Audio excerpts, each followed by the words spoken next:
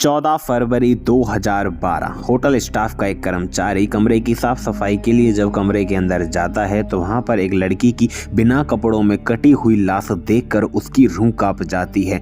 कौन थी ये लड़की, क्या हुआ था इसके साथ, सब कुछ बताएंगे आपको इस वीडियो के अंदर। तो दोस्तों शुरू से शुरू करते हैं। दोस्तों फरवरी का महीना वैलेंटाइन वीक की वजह से जाना जाता है, लेकिन आज मैं आपको वैलेंटाइन वीक की एक ऐसी खूनी कहानी बताऊंगा जिसे सुनने के बाद आपका भी दिल दहल जाएगा। पूरी कहानी समझने के लिए सबसे पहले आपको इन 3 किरदारों के ऊपर ध्यान देना पड़ेगा। डेविड जो कि उसी होटल में काम करता था, बेला और टॉम जो कि गर्लफ्रेंड बॉयफ्रेंड थे। 14 फरवरी सुबह 9 बजे बेला और टॉम गैलेक्सी नाम के एक होटल में जाते हैं और वहां पर 214 नंबर का कमरा बुक करते हैं। दोनों के दोनों उस कमरे में जाकर ठहर जाते हैं। कुछ देर बाद टॉम गैलेक्सी को छोड़ के वहां से कहीं बाहर चला जाता है। उसी के कुछ समय बाद डेविड जो कि उस होटल का एक कर्मचारी होता है, वो किसी काम से 214 नंबर कमरे में जाता है और उसका गेट खटखटाता है। उसी के कुछ समय बाद डेविड कमरा नंबर 214 में जाता है और अंदर से कोई भी जवाब ना मिलने पर वो वहां से लौट आता है। लेकिन ठीक 2 घंटे बाद डेविड वहां पर फिर से जाता है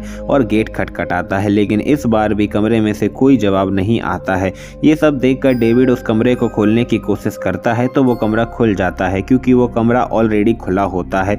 जैसे ही डेविड कमरे के अंदर एंट्री करता है तो वो देखता है कि बेड पर कोई सोया हुआ है। ये सब देखकर डेविड वहां से वापस लौट जाता है, लेकिन उसी के थोड़ी देर बाद डेविड जब वापस जाता है तो वापस से वो यही चीज देखता है कि अभी भी बेड पर कोई सोया हुआ है। वो हिम्मत कर बेड पर सोए हुए व्यक्ति को जगाने की कोशिश करता है, लेकिन वहां से कोई भी नहीं आता है। उसके बाद दोस्तों वो थोड़ी सी चादर जैसे ही हटाने के देखने की कोशिश करता है तो वो देखता है कि वो पूरा बेड खून से लाल हुआ पड़ा था। उसके ऊपर एक महिला जो कि बिना कपड़ों के लेटी हुई थी और उसकी गर्दन भी कटी हुई थी, यानी कि उस बेड के ऊपर एक लाश पड़ी हुई थी।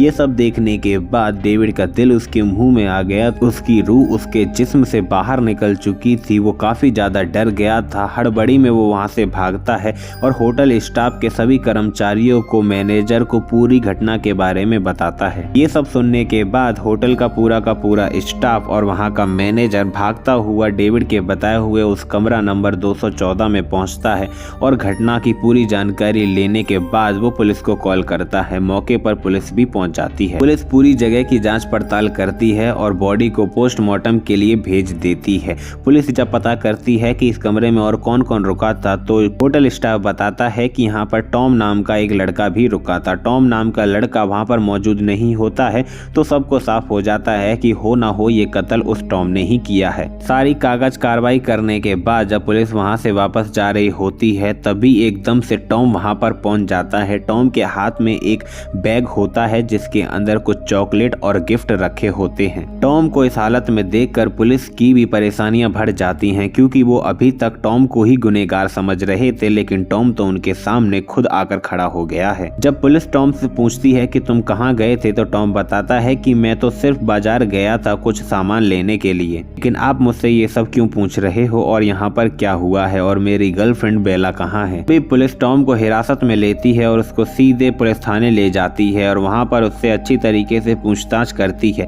पूछताछ करने पर पता चलता है कि टॉम बिल्कुल सच बोल रहा है। वो मार्केट ही गया था कुछ सामान लेने के लिए। ये सब जानने के बाद पुलिस की परेशानियां और भी ज्यादा बढ़ जाती हैं। पुलिस उस होटल के सीसीटीवी फुटेज को खंगालने की कोशिश करती है, लेकिन पता चलता है कि किसी ने बड़ी ही चालाकी से उस होटल के सीसीटीवी कैमरा का एंगल चेंज कर दिया था, जिसकी वजह से उस कमरे में कौन आया कौन गया कुछ भी रिकॉर्ड ही नहीं हो पाया। ये सब देखने के बाद पुलिस की परेशानियां और भी ज्यादा बढ़ जाती हैं। पुलिस सब चीजों की जांच पड़ताल करी रही होती है, तभी कुछ दिनों बाद उस लड़की की पोस्टमार्टम रिपोर्ट भी आ जाती है। लड़की की पोस्टमार्टम रिपोर्ट आने के बाद पता चलता है कि लड़की की पहले गला दबाकर हत्या की गई थी, उसके बाद उसके साथ बलात्कार किया गया था और उसके बाद उसका गला चाकू से भी रेदा गया था। ये सब सुनकर वहाँ पर खड़ा हर पुलिस वाला सन्न रह जाता है कि कोई इतना दरिंदा कैसे हो सकता है। पुलिस के हाथों कोई भी सबूत अभी तक नहीं लगा था। पुलिस काफी ज्यादा परेशानियों में थी कि किसने इस लड़की का कत्ल किया, लेकिन तब भी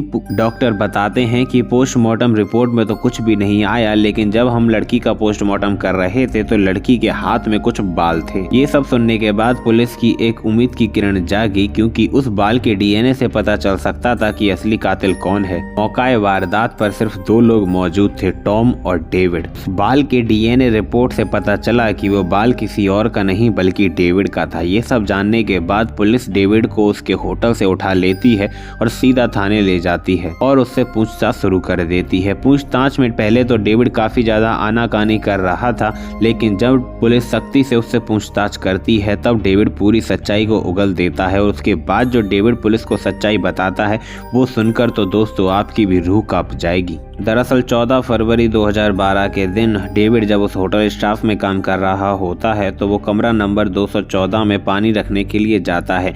जैसे ही वो पानी रखकर वहां से लौट रहा होता है तभी वो देखता है कि एक लड़की बाथरूम में से नहाकर बाहर आ रही है। जैसे ही वो उस लड़की की तरफ देखता है तो वो देखता है कि वो बेला थी। बेला कोई और नहीं बल्कि डेविड की ही गर्लफ्रेंड थी और ये सब देखकर डेविड सब कुछ समझ जाता है कि बेला उसे धोखा दे रही है। ये सब जानने के बाद डेविड अपना आपा खो देता है और वो उससे सवाल जवाब करने लगता है। बेला काफी ज्यादा आनाकानी करती है और इसी आनाकानी के बीच में उन दोनों में काफी ज्यादा बहस हो जाती है। बहस इस हद तक बढ़ जाती है कि अब ये बहस हाथापाई पे उतर आती है। बेला बाथरूम से नहाकर आई थी इसलिए उसने ज्यादा कपड़े भी नहीं पहने थे, केवल एक टॉवल ही पहना हुआ था। हाथापाई के दौरान डेविड गुस्से में उसी टॉवल से बेला का गला घोट देता है जिससे बेला की मृत्यु हो जाती। लेकिन डेविड बेला से बहुत ज्यादा प्यार करता था ऐसा वो पुलिस वालों को बताता है। लेकिन मेरी तो ये समझ में बिल्कुल नहीं आया कि अगर तुम किसी से इतना प्यार करते हो तो फिर तुमने उसकी जान क्यों ली, और जान अगर ली भी तो उसके बाद तुमने उसके साथ बलात्कार कैसे कर लिया। जी हाँ दोस्तों, आपने बिल्कुल सही सुना। डेविड ने पहले तो बेला का कत्ल किया, उसके बाद उसके शरीर के साथ उसने बलात्कार किया और बाद में वहीं पर रखे एक चाकू से उसने बेला की गर्दन भी काटी।